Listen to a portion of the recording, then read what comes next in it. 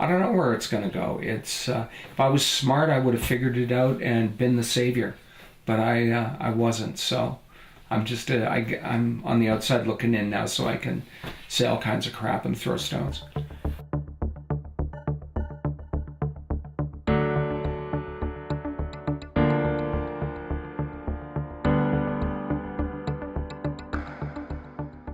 Do you think the newspaper industry is dying, or do you think it'll make a comeback? I think they'll come back. I don't know if they'll come back as newspapers. I don't know if they'll persist as newspapers. Um, It'll be sad if they don't, because I think the studies show that when you've got a newspaper in your hand, you read more and you understand more than you do on your phone. Like right now, the engagement on a news story on the phone is ridiculous. Something like 5 to 10 seconds, unless it's, huge, like 9/11. People read a little more deeply. I don't think it will completely disappear, but I don't think it's going to make a comeback in the sense that I knew it. I mean, I had the joy, I guess, of working in the print industry before it started its huge decline. It maybe wasn't quite at its zenith, but you were talking big newsrooms, lots of people, lots of energy, and you weren't thinking about the economy of the newspaper as a journalist. You were thinking about telling the best story, making the best newspaper you could. And then it became more of a business and how to survive. I don't think that part of it is ever going to change. I think it's always going to come down to money now, but I think it will survive because people always are going to want news somehow. I wanted to know if they thought the public still consumed the news.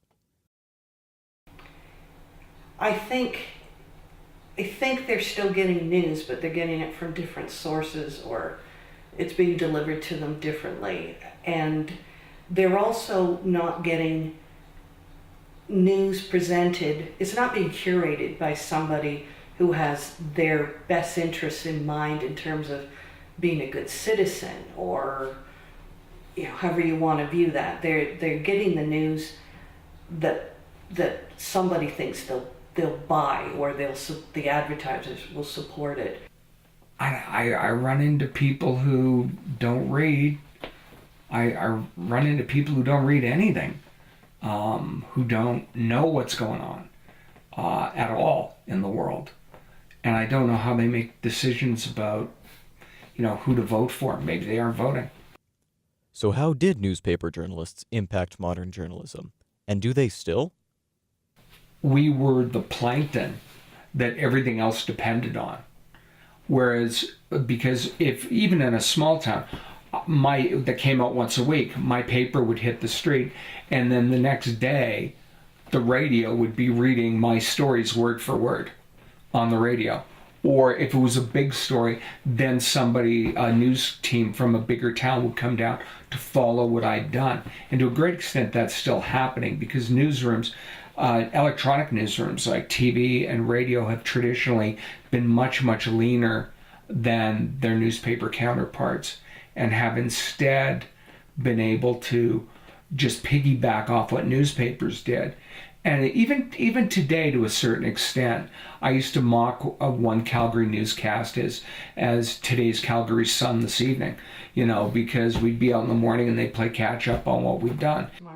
I also wanted to know how two former newspaper journalists got the news today. I don't get a newspaper. I do not. I think that's part of it. When you're on vacation or when you're away from the business, I can't turn my brain off. As soon as I pick up a newspaper, I start copy editing it, and I'm at work. So I guess I would get it partly online and partly from TV and partly from radio. All right. Basically, I go to a news aggregate site online, and then it takes me to a lot of the things. It takes me to our newspapers.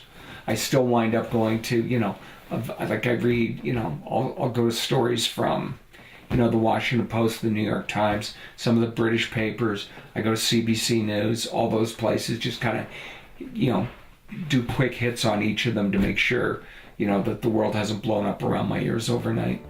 And then that's it.